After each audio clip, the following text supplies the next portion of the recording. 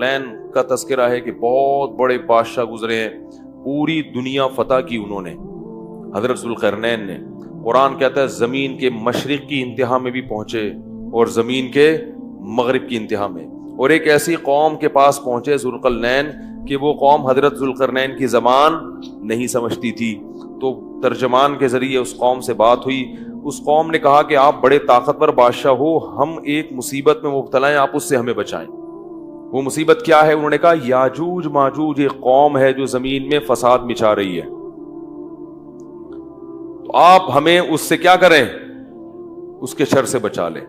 تو حضرت ذوالقرنین نے جو پہاڑوں کی وادیاں تھیں نا، ان کے درمیان لوہا اور سیسا گرم کر کے، بڑا مشکل کام ہے یہ پہاڑوں کو لوہے اور سیسے سے بند کرنا، اس قوم کو پیک کر دیا، سیل پیک، کہ یہ قوم اب قیامت تک نکل نہ سکے اور دنیا ان کے شر سے محفوظ رہے۔ دو جگہ قرآن میں یاجوج اور ماجوج کا تذکرہ ہے۔ حدیث میں آتا ہے کہ وہ جو یاجوج اور ماجوج ہیں اتنی کثرت سے ہیں، وہ کیا کرتے ہیں؟ دیوار کو چاٹتے ہیں روزانہ ختم کرنے کے لیے، کہ یہ دیوار چاٹ چاٹ کے کیا کرو؟ ختم کرو۔ اور وہ جب ختم ہونے کے قریب رہتی ہے تو وہ کہتے ہیں اب ہم کل اس کو چاٹیں گے، اور انشاءاللہ نہیں کہتے، تو جب اگلا دن آتا ہے تو دیوار واپس اسی طرح ہو چکی ہوتی ہے۔ تو آپ صلی اللہ علیہ وسلم نے فرمایا قرب قیامت میں وہ یہ کہیں گے کہ انشاءاللہ اس دیوار کو ہم کل ختم کر دیں گے۔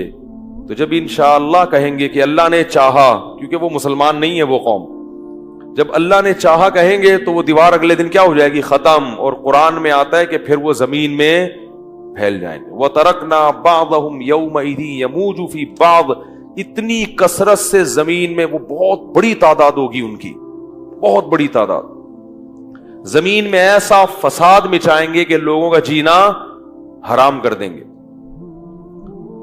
گھس رہے ہوں گے ایک دوسرے کے اندر، اتنی کثرت سے ہوں گے۔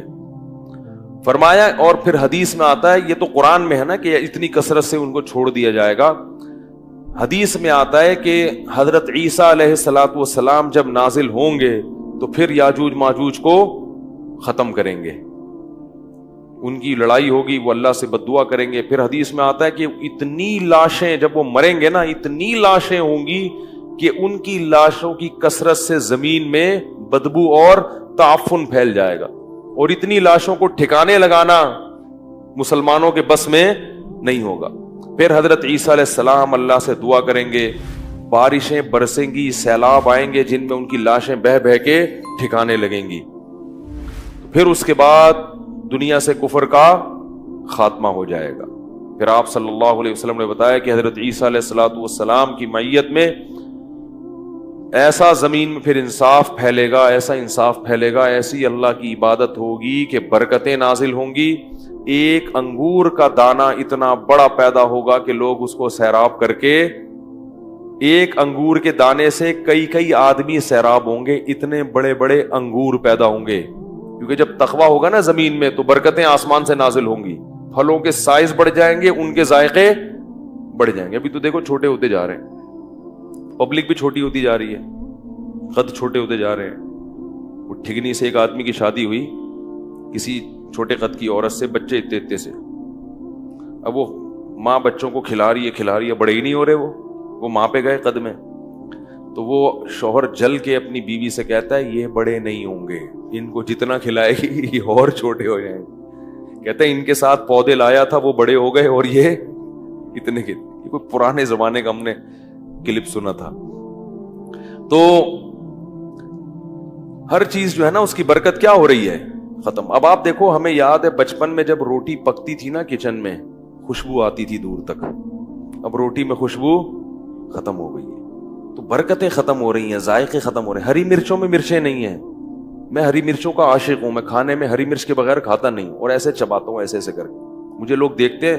ایک دفعہ میں ہوٹل میں گیا تو میں نے کہا ہری مرچیں لے آؤ، وہ مذاق سمجھتے ہیں، وہ ایک اٹھا کے لے آتا، میں کہتا بھائی ہری مرچیں لے کر آؤ یار، اس نے غصے میں نا پوری پلیٹ بھر کے لے آیا، تو میں کھا گیا، میں تو چاہ ہی رہا تھا کہ پلیٹ بھر کے لے کر آؤں، تو حیران ہو رہا یار یہ تو میں سمجھتا تھا کہ مذاق کر رہا ہے، تو لیکن اب ہری مرچوں میں ذائقہ 6-7 چبا جاؤ اس کے بعد کوئی ایک آدھ نکلتی ہے، ہر چیز میں ذائقہ کیا ہو رہا ہے؟ اس کا گناہوں سے بھی بڑا گہرا تعلق ہے، کچھ تو یہ کھاد واد کے اثرات ہیں، کچھ ہماری بدعمالیاں بھی ہیں۔ چیزوں کے ذائقے کیا ہو رہے ہیں؟ ختم ہو رہے ہیں. تو انار حدیث میں آتا ہے اتنا بڑا پیدا ہوگا کہ انار کا جو چھلکا ہے نا اس میں اس کو لوگ سائبان کے طور پہ استعمال کریں گے. اتنے بڑے بڑے چھلکے لوگ اس میں بیٹھ کے چھاؤں کے طور پر رکھیں گے. اتنے بڑے انار پیدا ہوں گے اور ایسے ذائقے دار. تو یہ کچھ علامات تھیں جو اللہ تعالیٰ نے قرآن مجید میں بیان کی. اس پر پھر کبھی بیان کریں گے علامات قیامت پر, قیامت کی علامات میں کیا کیا ہے.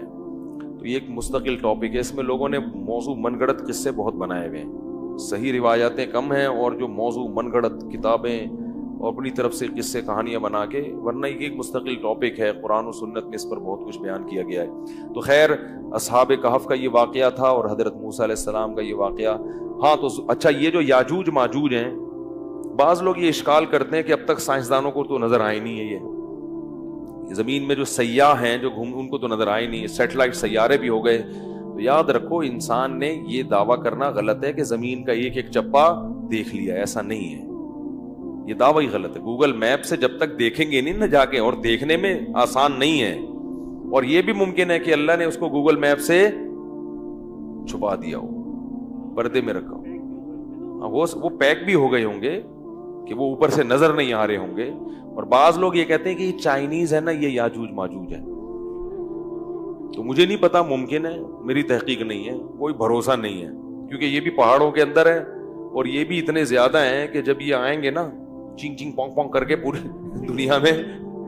لیکن بہرحال ایک قوم ہے, ہمارا اس پر ایمان ہے کہ وہ ایک قوم ہے جو قرب قیامت میں زمین میں پھیل جائے گی اور فساد مچائے گی, بہت زیادہ فساد مچائے گی.